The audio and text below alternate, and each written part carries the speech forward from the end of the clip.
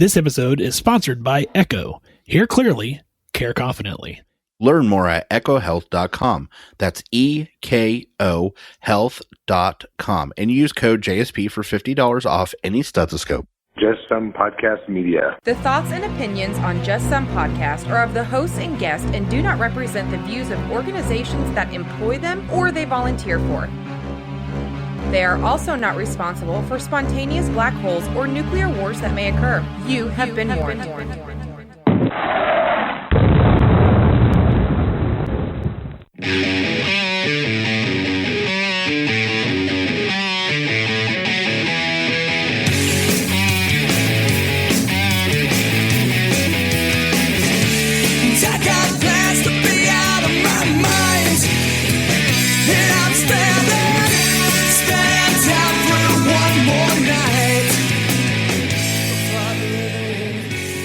Welcome, everybody, to another fun-filled and exciting episode of Just Some Podcast. This is Tom. Hey, this is Ben. Tom, welcome back. Last time we did an episode, you were absent. I believe you were down in the Yucatan. It's a checking some things out down there. Yeah. There's lots of stuff going down in the Yucatan, but I can't. I came home and I'm back. It's been good. Things are hopping. It's unseasonably warm where I'm at. I don't want to stir up too many hornets about the whole climate conspiracy stuff, but when it starts snowing on July 4th and I start wearing shorts on Christmas Day, I'm going to have to point to the scientists for being right, because it's February and it's slated to be 71. And I got to be honest, Ohio's not known for its warmth or sunny disposition in February. So yeah, that's a problem. It's kind of weird. I know it happens every once in a while. I'm not saying this is some ultra rare thing, but it's weird. Well, it's scheduled to be 70 here tomorrow with an 80% chance of rain. So, it's like, hey, here's a nice weather, but it's going to rain all day. And then it drops down into like the 20s the next day because Kansas. Yes. Mother Nature's drunk. That's all I got to say. Yeah. It is what it is.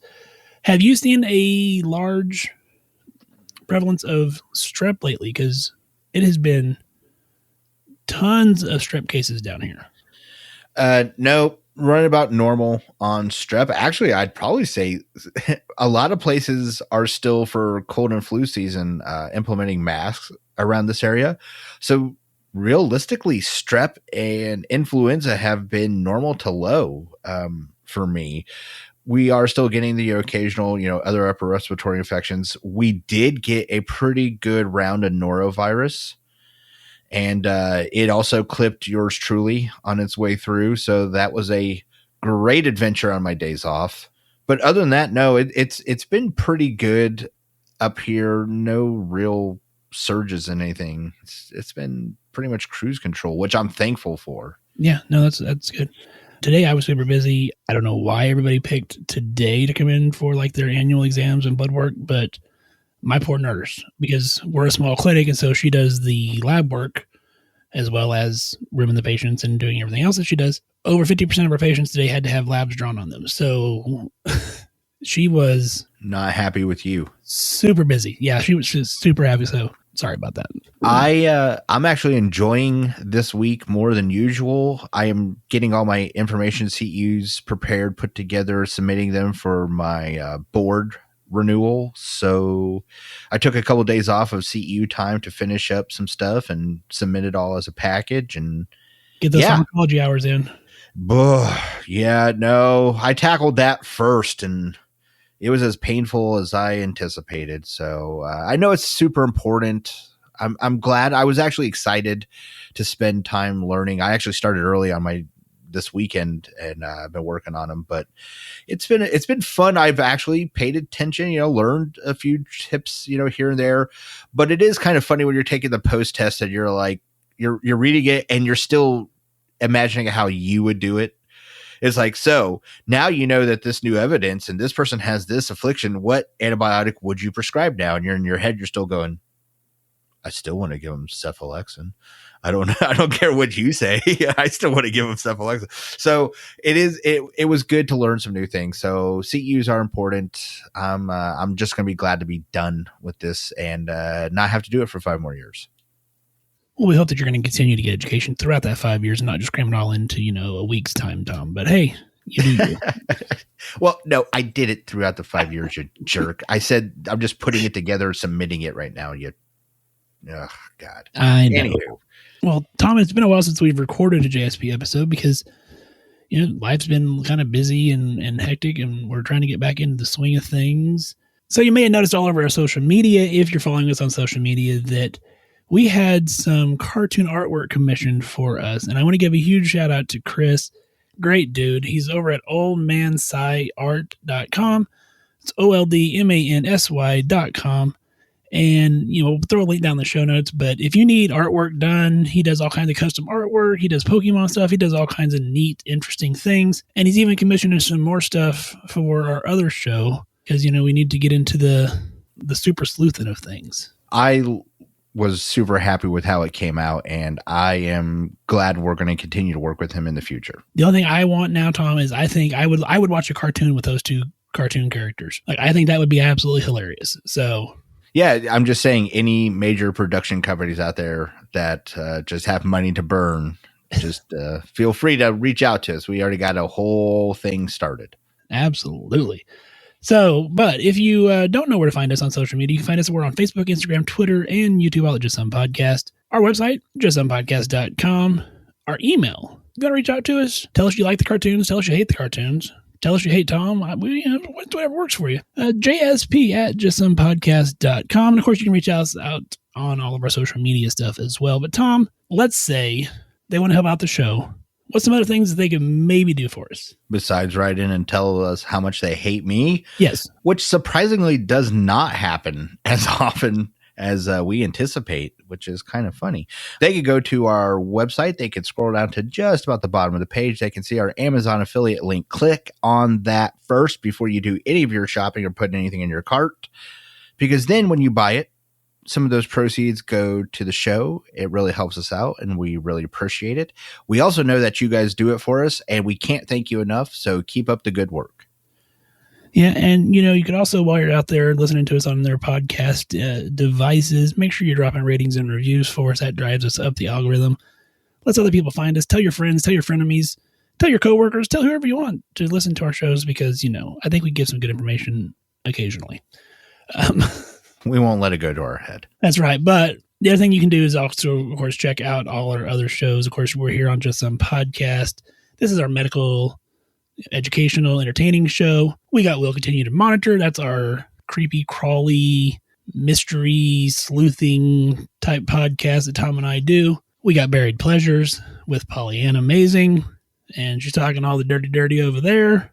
And we still have Nurse Papa over there, David. He's on hiatus right now, but his episodes are all still available for download if you want to listen to those, talking about parenting and some cool stuff. So check all those out. Tom, as if they've not heard us talk enough about commercials and things they can do for us, let's take a break here. Normally we would do a story you may have missed, but the story you may have missed is actually going to be the full episode. You gotta say the episode pretty much is the story you may have missed.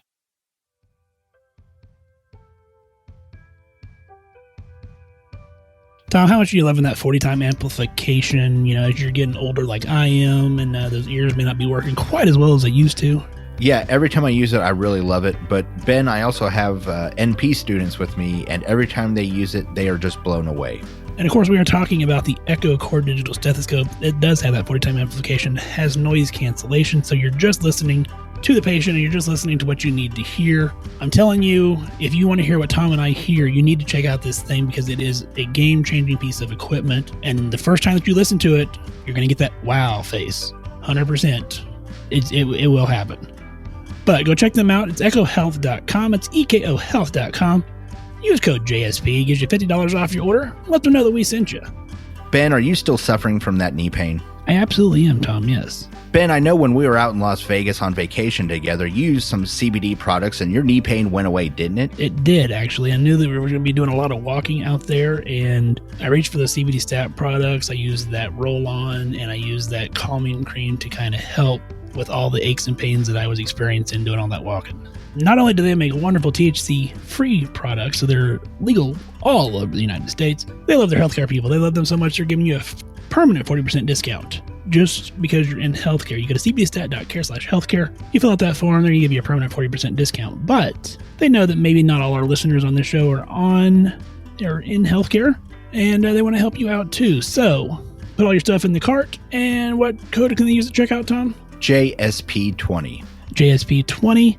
Going to give you 20% off your order just because you're listening to Tom and I now. Go check out their products. cbdstat.care. Okay, Tom, so kind of like we said before the break, we're not doing a story you may have missed because this is a story you may have missed because we normally talk about an article of some sort, and so we're going to kind of just focus our whole episode on this article that I have. There's a few things I want to say about this article and before we get into the discussion. First off, this has sat on my desk for about a year because the topic that it is, I wanted to make sure that we were in the right mindset and we're far enough isolated or insulated from COVID to kind of really handle some of the information and stuff that's in here on an emotional level. So I've really kind of been sitting on this because the first time I read this article, it made me tear up. Secondly, there's several things that I think we can extrapolate from the data that is here in this article that we're going to discuss. First off, this talks strictly about nurses. And I think while nurses obviously are essential to helping with the pandemic, I think in some cases, some of this data can be extrapolated to other healthcare entities such as respiratory, physicians, the entire gamut of the healthcare field. The second point that I think we need to extrapolate from the data, this is focused just in Britain or the UK. I think this data could be extrapolated to the entire world because the entire world dealt with the pandemic, not just Britain. And they make, discussions and points about that during this article. But I think some of the very real things they were talking about, they were experiencing in Britain, we were experiencing here in the United States as well, and other developed countries. So want to get all that out of the way first. Lastly, Tom has no idea what we're talking about. Not a clue. Like a typical story you may have missed, I have not told him anything about it other than, hey, here's kind of what we're going to cover. The name of the article is Learning from the Past, Spanish Influenza and the Lessons for COVID-19. It was published in Nursing Times Online, October 2020. And the authors, Olivia Gordon, she's an MA student. Amanda Gwinnup is a PhD student. And Christine Hallett is a professor of nursing history, all at the University of Huddersfield. So I want to make sure we get all that stuff out of the way so that we give proper credit to everybody who wrote this article. I'm going to read kind of portions of this article, and then Tom and I are going to talk about it, and we'll just see how the episode goes. The very first sentence, Tom, is, you talk about how you want like an attention getter to like really just wham and grab you. The global coronavirus pandemic reached Britain in February 2020, spreading rapidly among a population whose government seemed unprepared for such an emergency. That reaches out and grabs you.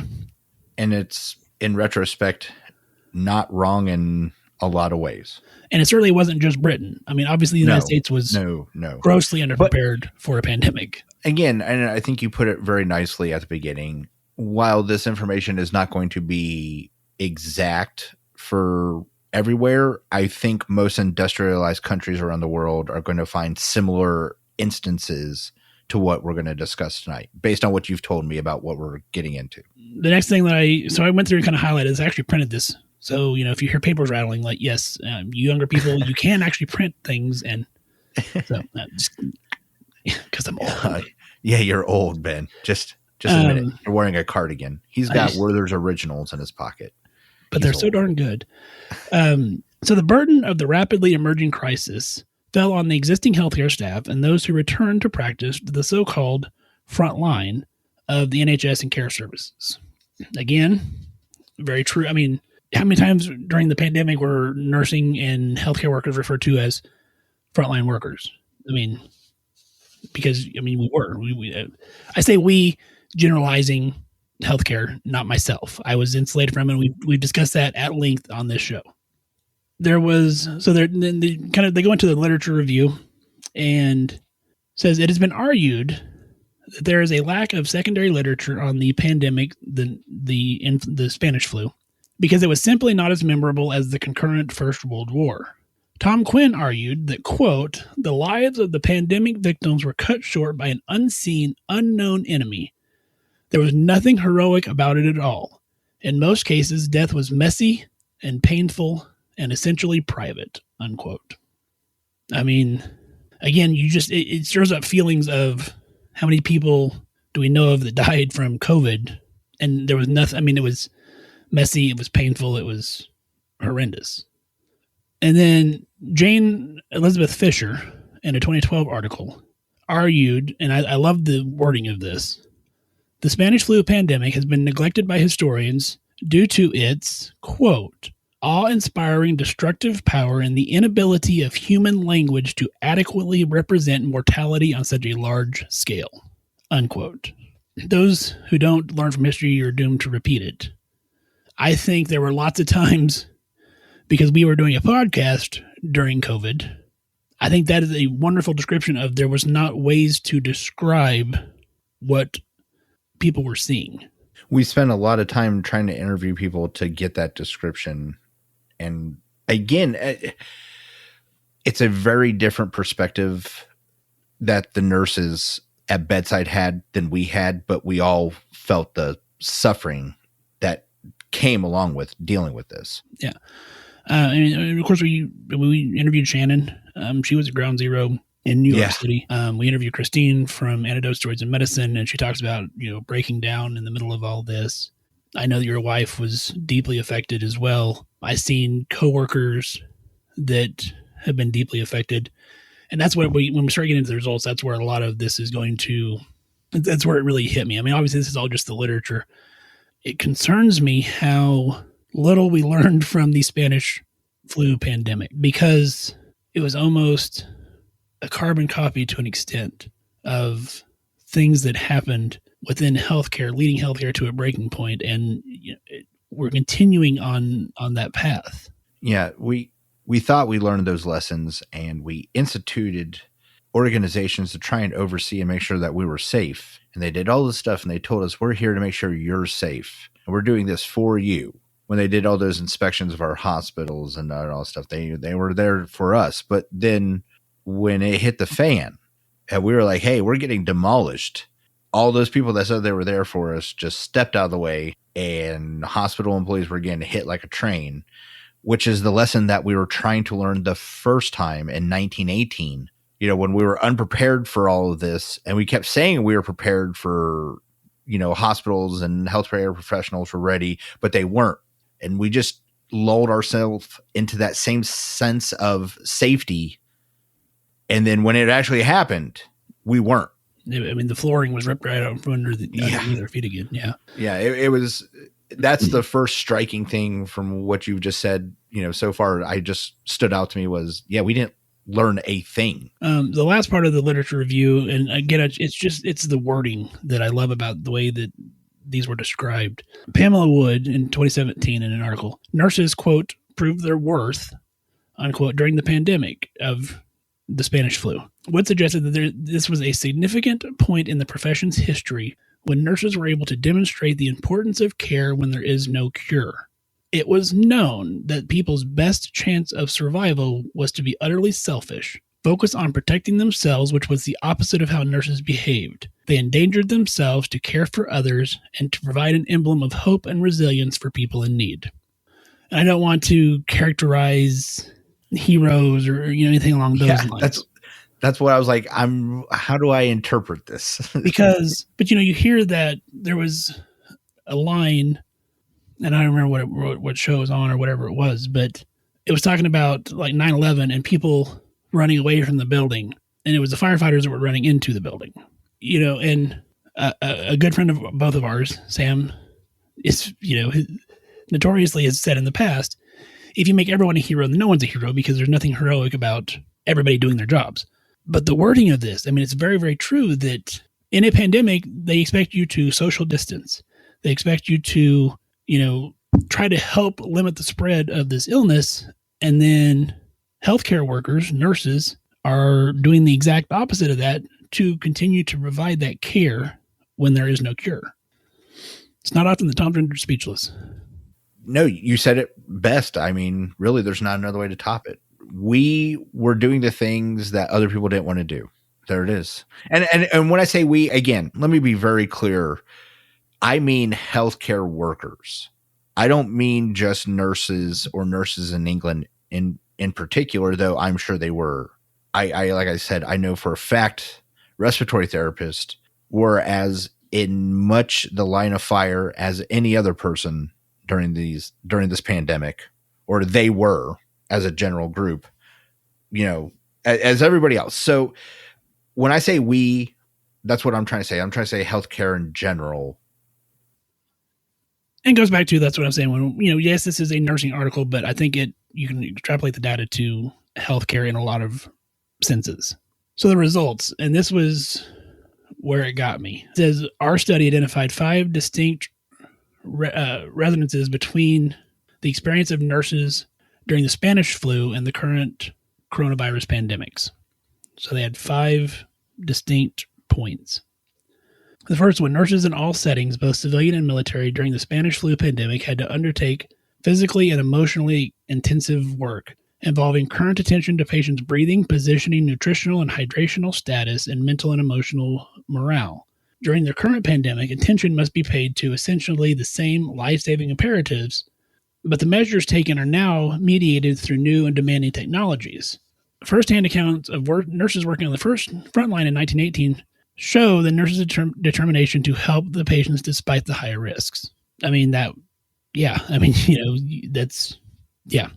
Secondly, stress and strain of service was a quote, and this was the phrase frequently used in the Ministry of Pensions files for nurses demobilized in 1919. It bears resonance with the experiences of today's nurses, in that not all trauma is physically inflicted. Fear, worry, and exhaustion can cause trauma. One of the findings of our work to date is that a range of physical illnesses were caused by, but not necessarily attributed to, active service in 1918 and 1919. Many nurses, for example, experienced painful kidney infections that left lifelong damage as a result of not being able to void their bladders when needed. Not being able to focus on their own physical needs was a hidden cause of trauma, and a similar failure to attend to their own needs appears to be affecting today's nurses. In 1918 and 1919, the stress of caring for flu patients went well beyond quote-unquote normal stressors of the job. Many nurses were openly afraid of contracting influenza in the course of their work, and there was uncertainty about when the pandemic would end. These same fears and uncertainties are experienced in today's frontline nurses.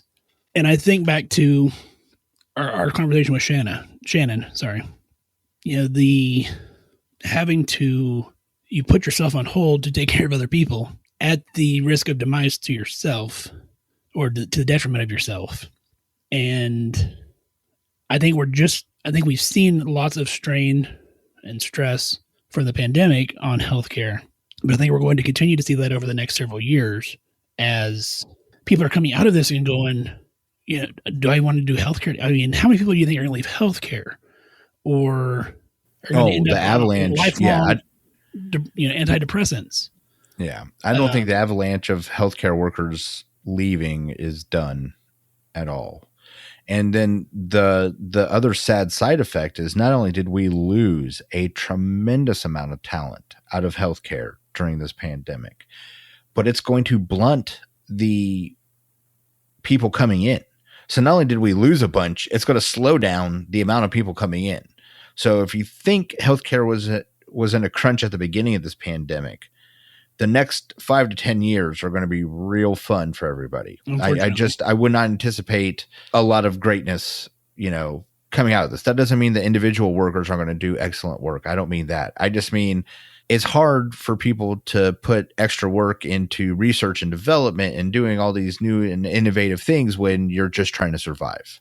So what I'm saying is I think the next 5 to 10 years are going to be rough on, in particular, U.S. healthcare, but it's going to be hard. The next point, the nurses on active service in 1918 and 19 were obligated to live away from home, often for many months at a time. Many of today's nurses have chosen to live away from their families and friends as a precaution, and it may feel as though they're deployed in place, believing themselves to be on active service. My wife and I set up a spare bedroom in our house for me to live at the height of this pandemic. And there was times that I did live in here because, and I know our audience is healthcare, and so I think they understand, but to those who are not in healthcare, it's an odd juxtaposition to say, I'm in this field and I'm going to care for people at the risk of bringing that home to my family. And so then you take precautions to try to prevent that. It's just, it's a strange, almost mind fuck. I fully accepted the risk of what I chose to do. Same as my wife. My child did not. And so when people go, well, what about influenza? Yeah, but we know what we were dealing with influenza. We know what we're dealing with the common cold. Okay. COVID-19, by and large, there's a lot of information we still don't know about what's going on with this virus, but we certainly didn't have it during the opening stages of this pandemic. And I had to deal with the fact, I have a sister that's diabetic. What if I interacted with her? What if I gave her COVID? So the thought of, and I can hear some people that are, not supportive of healthcare anymore saying, well, you chose to do this. And to an extent I would go, you know what? I don't think we should have to take unnecessary risk, but to a point that's true. We know we're going to take care of sick people, but we're extending that risk. And that's what was very hard on me mentally. I accepted my risk, but knowing I could affect everyone around me in ways I could not prepare for was what left me mentally hurting. And their fourth point, the act of putting on PPE can be traumatizing. It's an act that preludes a day's hard work and its attendant emotional and physical stresses. PPE highlights risk and is symbolically akin to the battle dress of a soldier or medic. This, along with the government and media hype about frontline workers and the use of military tropes, heightens stress. In 1918, infectious diseases nurses were already accustomed to donning protective gear over their uniforms, but this is a new experience for many of today's nurses and heightens a sense of crisis.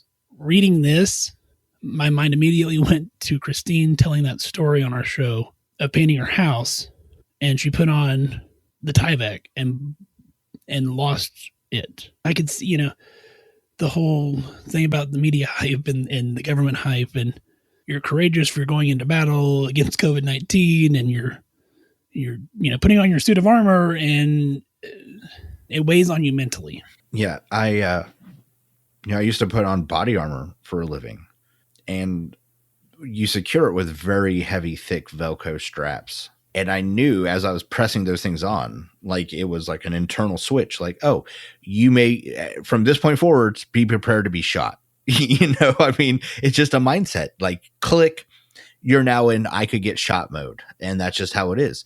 And I think I can relate to that, to seeing those RTs and nurses and ICUs that were strapping on the N100 respirators. You had to prepare for this is what's keeping me alive. This respirator is what's keeping me from being dead. And so, strapping that onto your face and leaving those marks, I could completely seeing that be a traumatizing, because it's a repetitive motion. And that's one of the things that can trigger people with PTSD, is having to relive or interact with the thing that causes the trauma tends to be a problem. So, I can completely see that one being a big one. The last one, and this one, I understand it, but it kind of pisses me off a little bit too. Not at the writers, just in general. So at the beginning of the Spanish flu pandemic, war nurses already had a long history of being used as propaganda to support public morale. Images of nurses as angels and heroines appeared in numerous newspaper articles. And similarly, in the first months of the coronavirus pandemic, there was a focus on the frontline nature of nursing work, its dangers, and the sacrifices that nurses and other healthcare workers were making. This creates additional stress and pressure for frontline careers, even as it offers comfort to the rest of the population. And we've talked about this, and you see looking back now, where you hear about nurses fighting for equal pay, and the travel nursing bill and stuff that we've covered on our show. You go from healthcare heroes to back in the grind. But this article talks about the mental toll that it takes to be used as propaganda to support public morale. There is a long history of people being told, like, and I mean, throughout history, soldiers, people that work in fields, like laborers, hey, just suffer through this for us right now. And on the other end, we're going to make sure you're taken care of.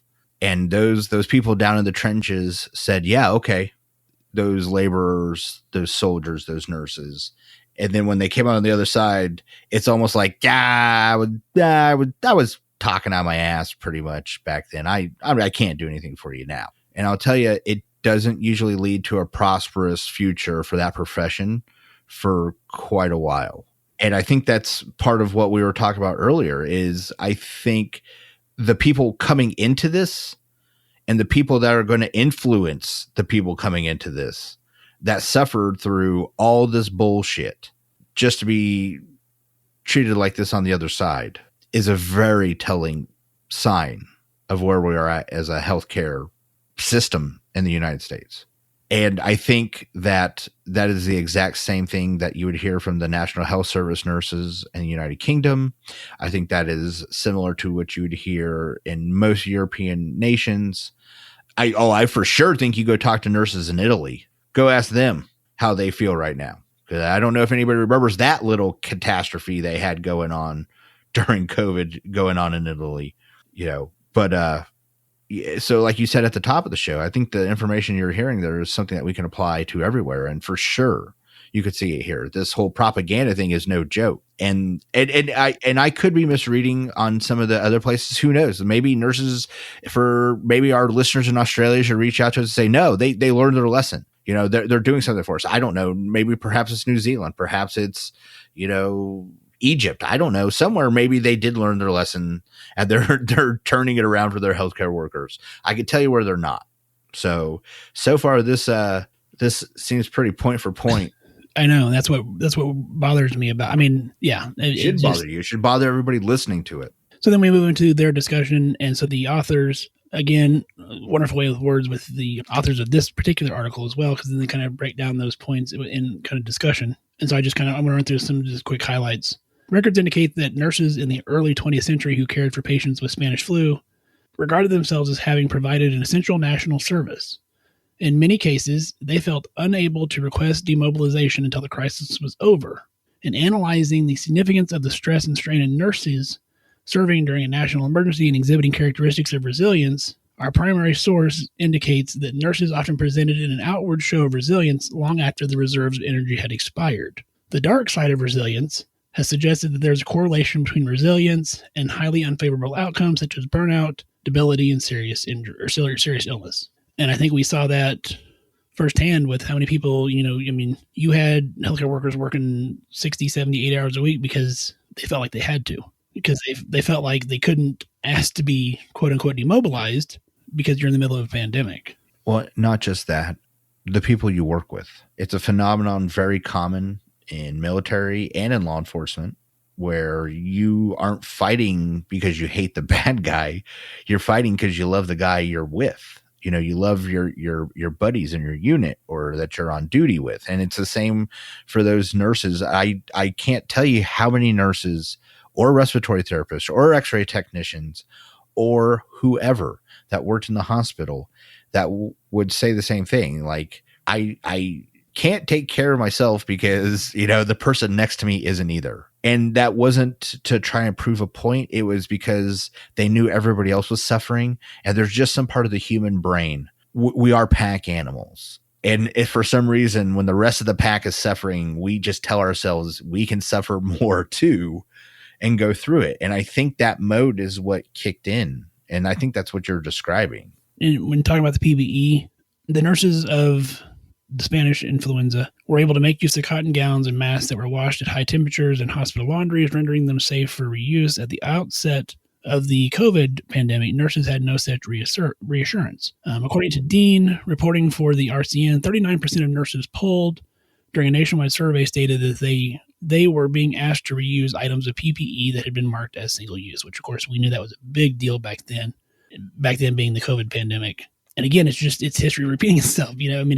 Yeah, It's like we went down the exact same steps and didn't learn anything. This is what I was telling you earlier. These same organizations that think they're protecting you by making sure you don't have a drink at the nurse's station did nothing in the help or preparation for this. We were clearly using things marked for single use. Things that our entire career and every bit of training we've ever been in had said discard immediately before going to see anybody else was now being said, use it for a week. A week.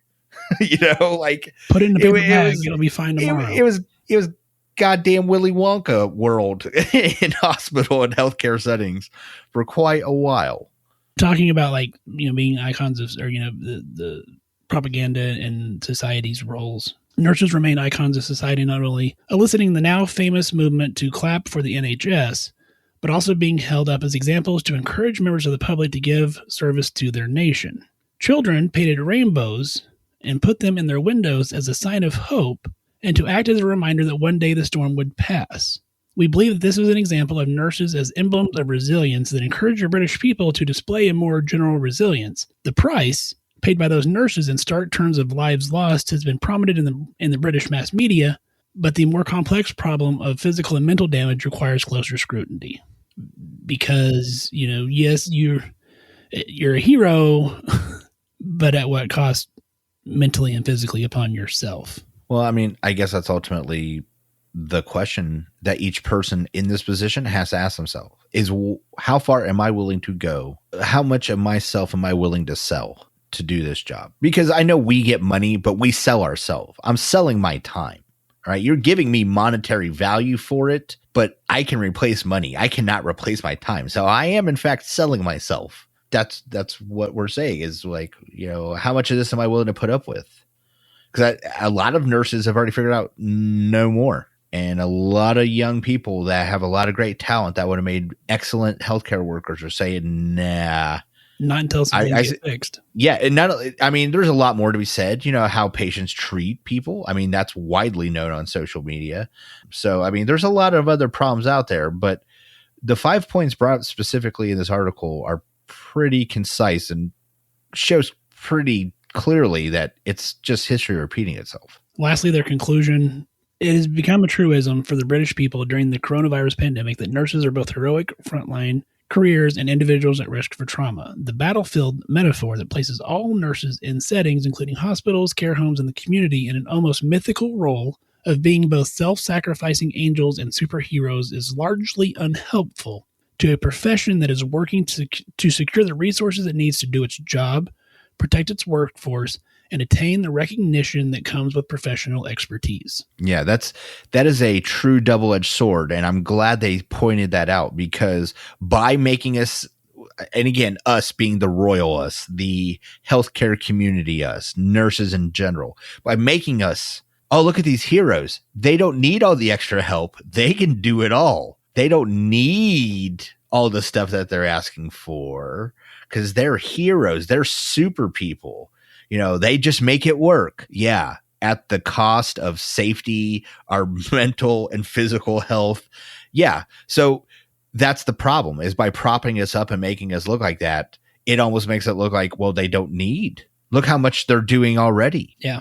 They clearly don't need safety standards for patient care. And let me be very clear. I have worked at the low level of administration as a supervisor for a department. I am well aware that hospitals have to be fiscally responsible. I am not asking for them to blow anything out of the water. I don't think anybody realistically should, and probably should understand that their administrators had a rough time during the pandemic as well. Okay.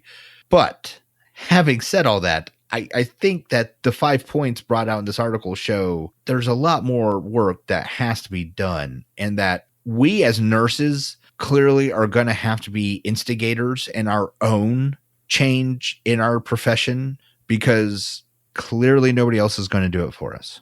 Well, I think not only that, but I think also it makes you, or should make you, more mindful of your own mental health and mental well-being. One of the things that we've talked about on this show ad nauseum, and we will not stop talking about, is mental health is health, and it's okay to not be okay.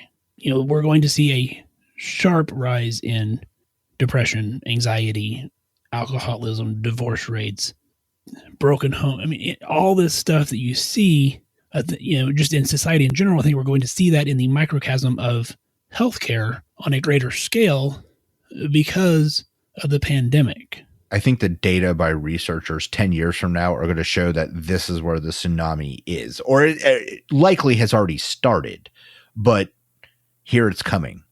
And I think it's something that we're maybe even not going to feel directly now, but I think you're right. I think over the years, all those things are going to happen. And then what do we do then? And again, that just leads back to, we figured out some stuff. We got ourselves out of a hole previously, and then we just allowed ourselves to lapse back into that hole. And so, Ben, what do you think about steps moving forwards? I hope that there's lessons learned. Coming from an emergency preparedness background, I mean, one of the things that we looked at multiple times was, if we had a pandemic, but I don't know that it was ever looked at as a pandemic on that scale. Oh, you mean like a regional, some virus got out, but it's only going to affect like Kansas, Missouri, like that type of thing? Right. Or it was going to be, in waves around the world, because flu is typically cyclical. Yes. So it's not going to hit the entire world at the same time most of the time. And so I think that's where a lot of the planning fell short. And I don't think that's necessarily a fault on us. No. But we need to learn from it. In some of the preparedness that the European agencies and the CDC, some funding had been removed and, whatever. I know money doesn't grow on trees, so, things have to happen.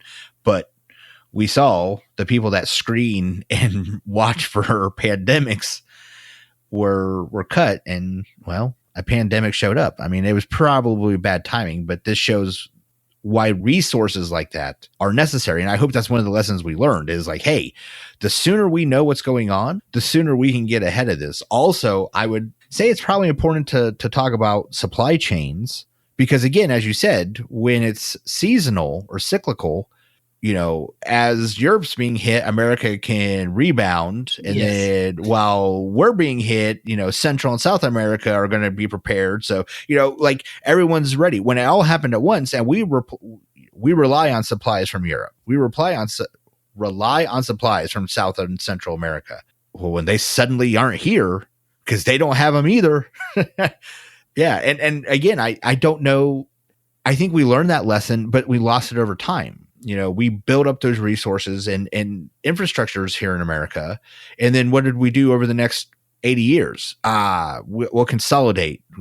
Companies will move their, manufacturing overseas to where it's cheaper, et cetera. And here we are right back to supply issues. And sadly, in the emergency preparedness world,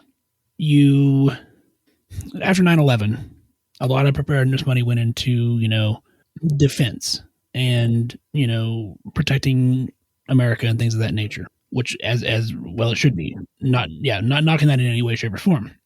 But as we got further and further removed from 9/11, that funding got cut and cut and cut and cut. So I think what you're going to, unfortunately, from a societal standpoint, I think you're going to see the same thing.